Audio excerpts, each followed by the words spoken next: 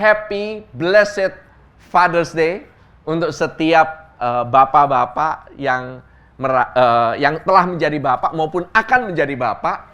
Oke, so happy Father's Day to you all. Saya percaya pesan hari ini bukan hanya untuk para ayah. Not just for fathers, melainkan untuk setiap anak-anak yang rindu. Bukan anak-anaknya orang, kita semua adalah anak juga ya, kita anaknya bapak. Yang rindu untuk mengalami kasih bapa yang sejati. Amin. The true love of our Abba Father. Ketahuilah saudara-saudara bahwa Tuhan Yesus memperkenalkan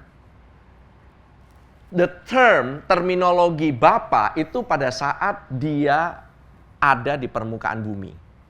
Orang Israel itu tidak mengenal atau memanggil Tuhan Allah itu sebagai Bapa pada zaman perjanjian lama. Mereka itu memanggilnya as Yahweh, Jehovah, Elohim. Tetapi Yesus, dia yang coin the first term, dia yang memberikan nama itu. Bagaimana caranya? Kita berdoa. Dibilangnya, Bapa kami yang ada di surga. Our Father. Oke? Ini adalah doa yang sangat revolusioner karena orang Israel itu nggak pernah doanya itu Our Father in heaven. Mereka itu berdoa, Oh Elohim, the creator of God, of the heaven and the earth. Itu selalu kayak begitu doanya. That's how they pray. By the way, we're praying for Israel, ya. Karena orang Israel sekarang ini juga banyak mengalami ketakutan karena mereka juga ada mengalami serangan yang cukup besar dari Iran gitu ya. And we know that this is rumors of war, okay? Desas-desus perang itu sudah ada. Dan memang sudah harusnya terjadi gitu ya. Karena Tuhan Yesus sendiri sudah bilang akan ada perang sebelum tanda-tanda akan kesudahannya. So, saudara kalau nanya sama saya, habis ini apa pastor? Apa yang terjadi? I don't know. Please, saya bukan ahli nujum. Okay? But, what I want to let you know adalah the safest place on earth. Tempat yang paling aman. Bukan di bunker saudara-saudara, tetapi in the presence of the Lord. Di dalam hadirat Tuhan selalu akan ada keamanan. Amin. Saudara aman, kesehatan saudara dijaga, your financial dijaga, your marriage juga dijaga. Mungkin saudara nggak banyak mengalami badai, mungkin saudara akan banyak mengalami tantangan, but we are still safe, we are still in peace. Karena damai sejahtera yang sejati adalah damai sejahtera di tengah-tengah kekacauan. Even di tengah-tengah ketantangan, banyaknya tantangan, Tuhan memelihara kita di dalam damai sejahteranya. His peace, His shalom, not our shalom. Okay? But His shalom. Okay? Nah, saudara, beberapa hari yang lalu, atau tepatnya seminggu yang lalu, kita sebagian besar lah ya, mungkin tahu, ada yang sempat mungkin ke gereja sini, pas mau ke gereja mungkin ada yang kecelek gitu ya, karena nggak ada ibadah, karena kita semua ibadahnya di Bogor, kita lagi retreat. Retreatnya judulnya adalah Arise in Favor, Arise in Favor, bangkit di dalam anugerahnya. Banyak dari kita, saya yakin, itu mengalami sesuatu yang sangat dalam. Something is happening inside of you. Bukan karena sayanya, tapi saya yakin karena hadirat Tuhan ada di sana. Dan Tuhan mau memulihkan kita. Dia mau menyembuhkan kita. Oke? Dan waktu dia menyembuhkan, itu bukan hanya di luarnya aja yang disembuhkan. Tapi dia menyembuhkan dari dalam. Sometimes yang kita perlukan itu more than anything, itu sebenarnya our inside. Hati kita yang perlu disembuhkan terlebih dahulu. So itu dia bilang bahwa dia itu memulihkan hati yang remuk, saudara-saudara. He cares about your heart. He cares about your soul. Dia itu sangat peduli. Dan apabila saudara merasa kadang-kadang, wah, hati saya ini kayaknya itu banyak mengalami ini ya, belakangan ini goncangannya itu terlalu kencang gitu. You are not alone. Saudara tidak sendirian. Oke? By the way, sama seperti iblis ya. gitu ya. Dia itu selalu telat. Dia itu kerjaannya ngebales. Jadi yang namanya menyerang atau mengalami yang namanya Tuhan itu sudah lebih dahuluan. God always have the preemptive strike. Dia itu selalu menyerang terlebih dahulu. Iblis kerjaannya cuma ngebales. Iblis nggak pernah nyerang duluan. Oke? So like Israel. Israel nyerang Teran, Terannya ngebales. Kayak gitu. So it's always like that. That's the pattern always. That's the pattern. Dan somehow iblis nggak senang. Kalian mengalami pemulihan, mengalami kesembuhan, pingin digoncang imannya, dia pingin ngebales. Saudara-saudara, dikasihlah kekacauan. Biasanya habis retret itu banyak yang kacau. Hal-hal yang terjadi yang kacau. Jangan terkejut. Do not be alarmed. Do not be surprised. So many mendadak kayak bangunin macan tidur. Brok gitu. Ini macannya udah ompong, tidur. Kamu begitu ngalamin hadirat Tuhan. Wah, macannya udah kayak begini-begini. Udah kayak cacing kepanasan. Jangan terkejut, saudara. Hal-hal seperti ini nih sebenarnya saudara harusnya expect. Saudara kan nggak tahu kan, iblis nggak akan biarin saudara dalam keadaan damai-damai sejahtera. Nggak bakalan. Oke? Dia akan serang balik saudara-saudara. Tapi our God has already won the victory. Saudara itu disebut more than a conqueror, saudara-saudara. Lebih daripada pemenang. Saudara itu sebut lebih daripada pemenang because of Christ. Karena Kristus telah menang atas segalanya. Kita ini nggak pernah earn atau berusaha untuk mendapatkan atau memperjuangkan kasihnya Bapa. Kasihnya Bapa itu turun terlebih dahulu. To us. Always. Inisiatifnya bukan dari kita, selalu dari Dia. Amin, saudara-saudara. Nah, saudara-saudara yang mengalami perjumpaan yang pribadi, a personal encounter dengan hati Bapa, dengan kasihnya Bapa itu di dalam retreat itu mungkin hati yang dulu itu rasanya dingin gitu. Mungkin saudara akan mengalami kehangatan. Luka yang dulu saudara sembunyikan itu being brought up to the surface. Saudara mungkin mulai aware. Dan Tuhan itu menyentuh dengan lembut. Dia ingin menyembuhkan saudara-saudara. So hari ini mari kita buka hati lagi. Karena Bapa kita belum selesai. Dia ingin berurusan dengan saudara-saudara. Dia masih ingin ngobrol jauh lebih dekat lagi. Buka hati saudara supaya kita semua bisa dipulihkan. Jangan kayak orang setengah-setengah. Lagi diobati. Lagi dioperasi sama Tuhan di atas meja operasi. Tengah-tengah lagi dibelek, ya, usus keluar, gitu ya. Habis itu bilang, cukup, saya udah rasanya sakit, gitu. Udah cepetan, keluar aja dari rumah sakit. Kemudian bawa ususnya keluar sambil kebuka perutnya, turun dari ranjang, kemudian saudara jalan-jalan. You will not get healed. Let him fix you.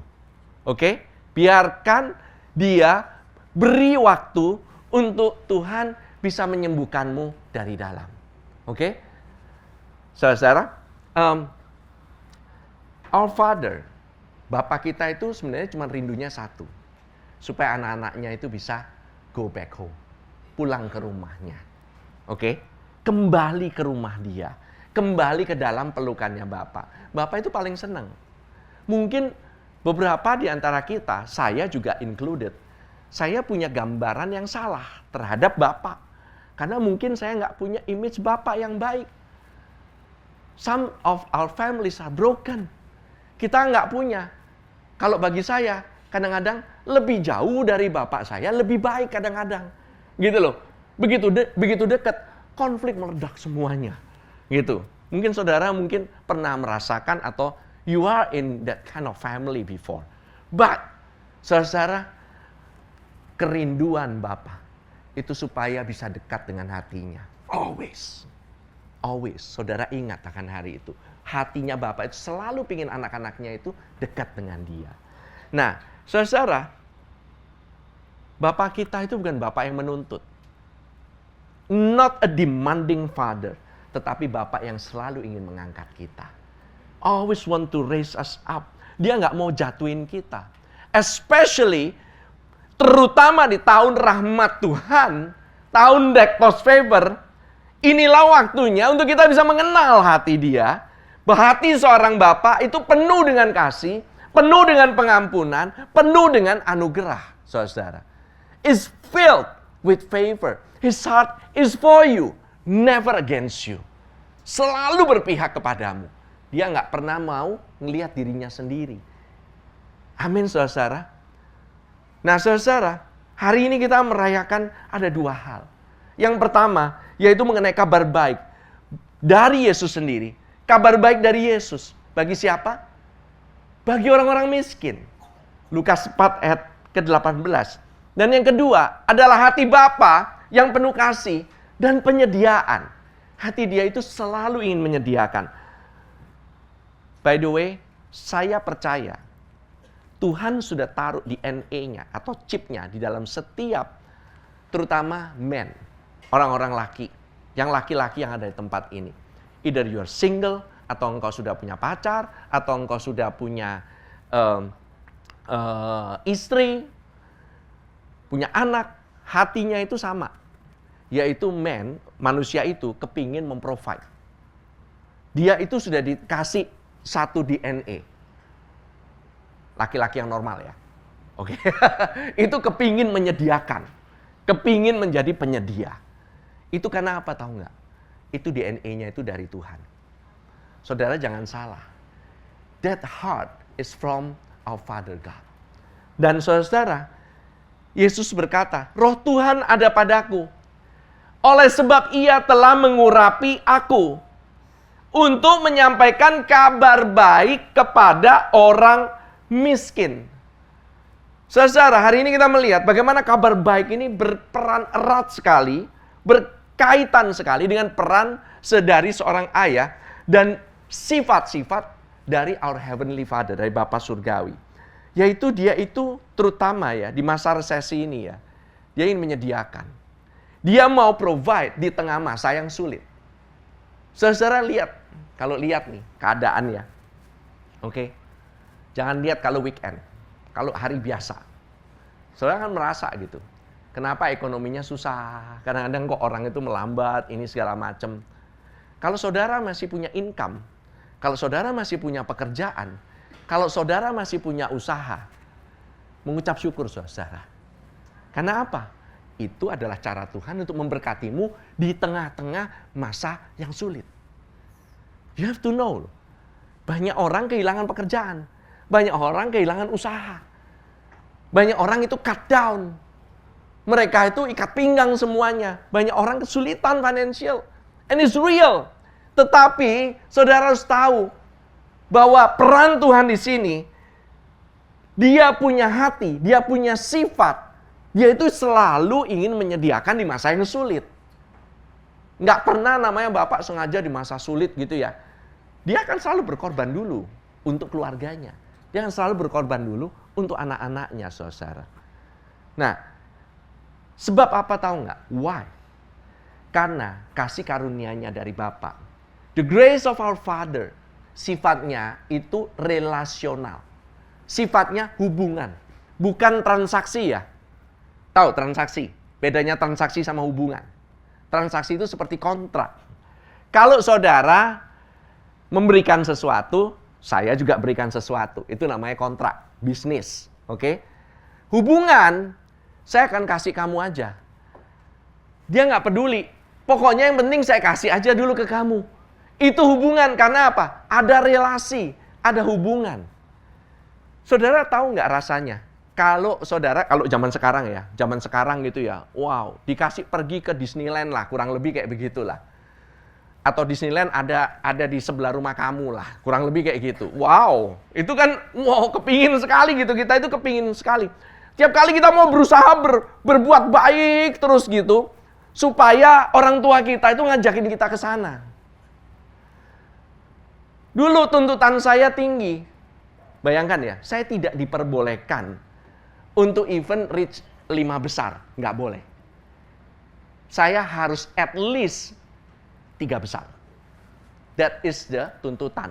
Can you imagine tuntutannya? Begitu saya juara 1, itu saya pasti diajak ke toko buku. Saya boleh pilih buku sesukanya. Begitu juara 2, nggak diajak lu. Serius. Cuman dikasih, ya pulang, ya udah makan siang, kelar. Gitu aja. Can you imagine? Jadi saya akhirnya menjadi seorang anak yang sangat transaksional. Begitu saya merasa saya bisa transaksi nih, oh I try my best. Saya nggak punya hubungan. Hubungannya itu artinya bukan hubungan emosional. Hubungannya itu selalu logis. Semuanya itu logical transaction. Transaksi. Banyak orang akhirnya ya, tahu nggak? Do you know how it forms me? Saya melihat orang tua saya kayak bos. I need to please my boss. Do you know that Bapak kita di surga itu nggak kayak bos? Dia itu tidak seperti bos. Dia itu nggak setiap saat dinilai terus kerjaannya. Dia itu adalah Bapa yang mengasihi tanpa syarat, saudara. Dan saya nggak mengenal. Saya nggak mengenal hal itu. Saya selalu melihat orang itu selalu kasih syarat ke saya. Selalu melihat orang itu menuntut. Makanya saya try to live highly. Akhirnya saya menjadi orang yang sangat tertutup. Menjadi orang yang sangat tidak emosional. Emosi saya rendah sekali. Intelek saya tinggi banget. Very easy, saudara. Tapi membuat saya menjadi orang yang paling self-righteous. Farisi abis. Sangat Farisi. Kamu bisa nuntut saya, I will double the demand on you. I can. Makanya saya bilang, kalau Tuhan bisa sampaikan saya sampai ke tempat ini, it's because I experience the fall. Saya pernah jatuh, saudara. Banyak sekali. Dan Tuhan tetap mengasihi saya waktu saya lagi jatuh. Waktu saudara lagi jatuh. Are you going home back to the Lord, our Father? Atau kamu malah ngejauh? Akhirnya setelah kayak begitu, anak-anak saya ajarin, apapun kesalahanmu, kamu tetap balik pulang aja, ngobrol. Kita ngobrol. Karena saya masih ingat, anak saya lagi kabur. Sorry ya Jo, saya ulang lagi nih story-nya. Karena ini story di Lukas, mengenai bapak yang melihat, ini ya, Lukas 15 ayat 20. Bapaknya lihat dari jauh loh. Saya jam 2, jam 3 pagi, nunggu anak saya pulang. Saya track by the way, pakai Google. Dia rupanya kurang smart enough untuk bisa memblok atau matiin teleponnya. Jadi I can track him. Saya tahu gitu, dia ada di mana. Saya pertama-tama, apa yang saya harapkan dalam hati saya? Begitu dia nyampe, itu pengadilan, tahta pengadilan, itu ada 2. Pengadilan papa, sama pengadilan mama. Kamu mau diadilin siapa dulu? Zaman-zaman ini belakangan, anak saya mengenal saya itu jarang marah. Sekali marah meledak oke lah. Tapi dia tahu mamahnya, pengadilan mama, ini mengerikan. Kenapa? Mereka pernah melihat sendal melayang. Tidak ada bunyi, mendesing, sung, gitu tahu-tahu. In the car. I know. Mending sendalnya flip-flop yang kecil, yang tipis, gede main bakyat. Soalnya ada bunyinya bletuk gitu. Waduh, saya kaget saudara-saudara. Wow, gitu ya. Sekenceng itu bisa melayang. Habis itu belum lagi kalau gitu mamanya bilang, tar ya ini anak ya. Ya namanya orang marah ya. Ya kan? Terus bilang, wah hajar ya, wah hajar. Tapi nggak pernah dihajar juga sih. Biasanya kayak gitu. Well, by the way, di tahun Dektos ini, anugerah Bapa itu terbuka lebar. You can come home. Saudara bisa pulang dengan apa adanya. Bukan karena ada daftar tuntutan yang harus dipenuhi, saudara. But because God loves you unconditionally. That He died for you. He gave His Son to die for you. Itu kasihnya Bapak loh. Amin. Jadi pewahyuannya apa sih? Bahwa kasih karunia itu bukannya upah karena kita berbuat baik. Kasih karunia itu adalah anugerah karena Bapak kita yang sangat baik. Amin. Saudara tahu nggak ya? Coba tolong di bring up tadi itu Lukas 4 ayat 18. Saudara, Yesus itu datang.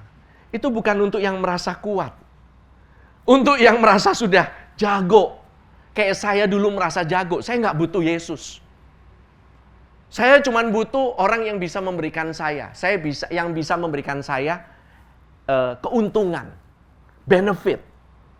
Oke? Tetapi Yesus itu datang justru untuk orang yang berkekurangan, saudara. Dia itu datang untuk orang yang miskin. Baik secara materi maupun miskin di dalam hati kita. Yesus itu datang untuk orang yang kehilangan pengharapan. Yesus datang untuk orang yang kelelahan. Udah kecapean udah mencoba sendiri. Mencoba dan saudara kecapean. You know the word miskin. Miskin ya, coba dikasih lihat bahasa Yunaninya itu. Petokos. Orang artinya miskin di sana. Itu adalah orang yang sangat membutuhkan, sangat bergantung kepada kemurahan orang lain. Artinya miskin. Saya mau tanya sekarang. Siapa yang di sini masih bergantung sama orang lain dan bergantung sama kemurahannya orang? Apakah kita semua? Kamu bisa hidup sendiri? Nggak mungkin. Kita semua hidup juga bergantung sama orang lain. Kita kadang bergantung sama kemurahannya orang. Apalagi kita butuh akan kemurahannya Tuhan. Dengan kata lain, orang miskin adalah gambaran kita semua di hadapan Allah. Tuhan itu melihat kita semua ini seperti orang miskin. We need His mercy. We need His grace. Itu yang dilihat oleh Tuhan. Dan Yesus datang. Dia datang dengan kabar baik. Meskipun kau kekurangan, I will provide. Aku yang menyediakan. Meskipun kau gagal, aku akan menebusmu. Meskipun kau merasa nggak layak, aku yang datang untukmu melayakkan dirimu. That is how our God is. 2 Korintus 8 ayat 9 katakan, karena kamu telah mengenal kasih karunia Tuhan kita, Yesus Kristus, bahwa Ia yang oleh karena kamu menjadi miskin, sekalipun Ia kaya, supaya kamu menjadi kaya oleh karena kemiskinannya. By the way, di sini kaya dan miskin, ini nggak ngomongin mengenai miskin rohani, kaya rohani. Enggak, ini beneran kaya dan miskin secara materi. Amin. Bukan cuman, tapi ini ya, kita ngomongin ya, bukan hanya, saya bilang, konteksnya mengenai keuangan. Konteksnya mengenai keuangan. Tapi ini juga berbicara mengenai seluruh hidup kita. Jiwa, emosi kita, relasi kita, pengharapan kita. Saudara tahu nggak ya, kalau saudara mengalami kepanikan atau mengalami kekhawatiran, terutama dalam hal masalah keuangan, this is where, this is the crux of the matter, tahu nggak? Ini core-nya ini di sini. This is our core belief. Saudara harus tahu bahwa saudara itu kaya bukan karena saudara layak, tetapi karena Yesus. Dia telah menjadikanmu kaya. Saudara bisa memberi bukan transaksional kepada Tuhan supaya saudara bisa jadi kaya. Saudara jadi kaya oleh karena Yesus telah mati di atas kayu salib. That is why you are rich right now. Saudara memberi, you want to honor Him. Saudara mau memberikan persembahan. Saudara mau memberikan persepuluhan. Itu adalah karena saudara tahu bahwa saudara sudah kaya. Saudara sudah punya. Saudara punya kasih karunia-Nya Tuhan. Dia nggak ngomongin amount. Nggak ngomongin jumlah. Dia itu ngomongin mengenai hati. Giving is about the heart. Mengenai hati. Seberapa tahunya bahwa Tuhan itu sebenarnya sudah memberkatimu? Itu pertanyaannya di sana, saudara. Oke, but today saya nggak akan ngomongin mengenai ini. Saya ngomongin mengenai hati Bapa. Hari ini, saudara tahu bahwa Bapa kita itu memberi dengan sukacita. So, Bapa kita itu nggak memberi asal-asalan. Dia memberi dengan hati yang penuh sukacita. Nggak kayak saya. Saya membeli karena saya kadang-kadang punya motivasi. Saya ingin kadang-kadang oh iya saya kasih supaya dia bisa melakukan hal ini, hal itu. You know that kalau saudara udah keseringan transaksional, saudara bisa terulang, saudara bisa transaksional dengan orang lain. Saudara bisa transaksional terutama dengan orang-orang yang dekat denganmu. Kalau kamu lakukan hal ini, saya akan melakukan hal ini. Kalau kamu lakukan hal ini, saya akan lakukan. Kalau kamu jahat sama saya lebih jahat ke kamu. That is transaksional. Tapi Tuhan kita tidak seperti itu. Justru kita jahat sama dia all the time. Tapi dia nggak pernah memberikan kepada kita tuntutan sama sekali. Just come home. Sama seperti anak bungsu. Dia itu udah ngatain bapaknya, mati aja. Udah, saya ambil semuanya. Udah di-squander, udah dihabisin, diborosin, semuanya dia boros sekali, dia menghambur-hamburkan. Waktu pulang, nggak even ditanyain mengenai mana hartanya. Tidak pernah. Bayangkan saudara, Bapak kita itu bukan hanya bisa memberi yang dengan memberi doang, tapi dia memberi yang terbaik. Saudara, Matius 7 ayat 11. Jadi jika kamu yang jahat tahu memberi pemberian yang baik kepada anak-anakmu, apalagi Bapamu di surga, Ia akan memberikan yang baik kepada mereka yang meminta kepadanya. Saudara bayangkan, kamu nggak minta Yesus aja, Tuhan udah kasih. Apalagi kamu ngomong mau minta. Tuhan akan lebih memberikan lagi. Kemungkinan yang kamu minta itu nggak sesuai dengan apa yang kamu pikir kamu perlukan. Kelihatannya, oh Tuhan nggak jawab doa saya. Belum tentu saudara. Kadang-kadang yang dia berikan itu adalah yang kamu butuhkan saat itu, bukan apa yang kamu mau. Kesannya kayak dia nggak jawab doa. Padahal dia itu memberikan yang terbaik. Tuhan Yesus sudah berikan semuanya kan. Yesus aja udah diberikan. Mungkin nggak dia nggak memberikan yang less than Jesus? Nggak mungkin. Amin, saudara. Yesus itu tidak hanya datang untuk menebus dosa kita. Dia memberikan juga akses kepada setiap penyediaan surgawi. Yesus itu passwordnya, saudara. Waktu kamu datang kepada Bapa kita, you come in the name of Jesus, itu aksesnya untuk saudara buka kunci surgawi. The only access, only by the blood. That's why kita bisa aksesnya hanya dengan mata uangnya iman. Transaksi nggak berlaku. Kamu berbuat baik, dia kasih kamu reward. Itu nggak berlaku. Oke? Nggak berlaku, saudara. Itu dunia kayak begitu. Kamu kalau berbuat baik, saya akan reward kamu. Itu dunia. Itu tuntutan. Tuhan itu nggak mau menuntut. Kedua, Bapa kita nggak pernah lupa akan anak-anaknya. He never forgets. Yesaya 49 ayat 15. Dapatkah seorang perempuan melupakan bayinya sehingga ia tidak menyayangi anak dari kandungannya? Pertanyaan, pernah nggak seorang perempuan yang melahirkan dia toto lupa? Apalagi yang melahirkan dengan berkorban. Ibu aja nggak pernah melupakan. Di-compare sama Tuhan. Sekalipun dia melupakannya. Saudara bisa bayangkan nggak? Wanita mungkin ada yang lupa. Babynya sudah lahir. Tetapi aku tidak akan melupakan engkau. God never forgets you. Bapak-bapak yang ada di tempat ini, Tuhan nggak pernah lupain kamu. God never forgets, never forgets. Apapun yang kau lakukan, tahu bapak-bapak banyak hal. Kemarin kita di retreat kita ngomongin mengenai bapak hati, pria lah ya. Banyak hal yang mungkin dilakukan oleh pria itu secara diam-diam. Dia itu nanggung beban sendiri, tapi in silence. Nanggung beban mental, beban financial, beban juga mungkin harus berkorban waktu untuk anak-anaknya, memberikan waktu. Dan dia nggak pernah ngomong. Mungkin nggak pernah ngomong. Kalau saya kadang bisa ngomong sama istri saya sudah kasih waktu. Saya, kembali ke saya lagi. Itu waktu biasa lagi berantem. Tapi saudara, tahu nggak? Itu sebenarnya yang dilakukan oleh bapak-bapak, itu tuh mereka itu telah melakukannya. Let me tell you, seorang bapak itu adalah tugas, bukan tugas ya. Peran, position is an honorable position. Itu adalah posisi yang penuh dengan kasih karunia sebenarnya.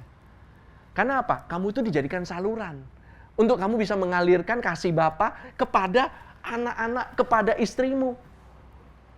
You like become Abba Father. Yang disebut sebagai Yesus punya hubungan dengan Bapaknya sendiri. Artinya apa? Waktu saudara berhubungan dengan Bapa, pertama, Tuhan pasti menyediakan. Yang kedua, Tuhan tidak pernah melupakanmu waktu kamu minta. Kamu mungkin mintanya diam-diam. Kamu mungkin minta, ya semoga saya bisa memberikan nafkah untuk anak istri saya. Do you know that Tuhan itu listen loh. Tuhan itu mendengar loh. Tuhan tidak pernah melupakan doamu sama sekali. Let me tell you, Tuhan tidak pernah melupakan doamu sama sekali. In this time of recession, Bapak kita itu nggak pernah panik. Jangan panik, saudara-saudara. Sometimes di tengah resesi, kita bisa panik. Iyalah. Karena apa? Karena istri saya panik duluan. Belum dikasih katanya bulanan. Ya paniklah. Tapi saudara-saudara, Bapak kita di surga nggak panik. Artinya apa? Kamu lihat, pandang dia. Lihat, penyediaannya itu ada, saudara-saudara. You know, waktu saudara, saya ini kesaksian aja ya. Saya paling merasa terkondem, merasa tertuduh. Ini saya yakin banyak orang tua, banyak bapak-bapak di tempat ini juga sama. Saya yakin itu. Pada saat saudara fail, hanya untuk provide, belum untuk protect ya, hanya untuk provide, saudara merasa menjadi orang yang paling gagal sedunia. You know, saudara tahu nggak? Ini kelihatannya seperti bebannya di kita untuk provide. Tapi ketahuilah, kamu perlu minta sama yang punya provision. Kamu perlu memandang kepada dia. Waktu kita lagi nggak ada apa-apa, ya saya teriaklah sama Tuhan, Tuhan, saya perlu provide for my families. Bukan start nyalain sana-sini. Bukan start panicking. Karena Bapak kita nggak panik waktu resesi. Dia itu adalah Allah yang menyediakan. Penyediaannya itu tidak pernah habis. Kamu mungkin khawatir, dan itu bisa mencekik persediaan daripada Tuhan. Persediaannya ngalir terus. Anugerahnya akan mengalir terus. Tapi karena kita makin khawatir, ngalirnya itu macet-macet. Sama kayak kamu itu, ada pipeline dari surga, ada pipa dari surga, kekhawatiran kamu, ketakutan kamu, itu mencekik. Di area mana waktu kita nggak khawatir, kasih karunia Tuhan itu mengalir dengan gampang. Tahu nggak kekhawatiran itu menyebabkan kita itu, basically kita megangin terus, nggak pernah mau let go. Karena apa? Kita nggak percaya Tuhan kita sanggup menyediakan. Time again and again. Kita udah pernah krisis, saya udah pernah cerita ya. Ini waktu saya udah di GBC ya, by the way ya. Itu listrik bunyi, saya nggak bisa isi. I cannot. Can you imagine? Kalau dilihat, mana mungkin namanya Pastor Yudi, pastilah masa ngisi token aja nggak bisa. Nggak bisa, saudara. Rumah ada nggak? Ada. Mobil ada nggak? Ada. Isi bensin bisa nggak? Nggak. Can you imagine? That is how heart-wrenching. If I remember that gitu ya, saya cuma melihat satu hal. I don't look to myself. Saya cuma melihat, Bapak itu memang benar-benar baik. Sebab itulah kamu akan bisa menjadi Bapak yang baik. Ini bukan kisah story-nya saya, wah jago banget menjadi penyedia. Enggak, I fail as a provision. Saya fail, tapi Bapak saya nggak pernah fail. To provide. Never fail. Never once. Kalau kamu merasa kamu itu, saya ini bukan bapak yang sempurna. Hey, welcome to the club. Saya bukan seorang bapak yang sempurna. Tetapi, kamu, Tuhan panggil untuk menjadi saluran daripada kasih anugerah Tuhan. Untuk memberitakan kabar baik bagi orang miskin. Tuhan telah memberikan pengurapan kepadamu sebagai seorang bapa.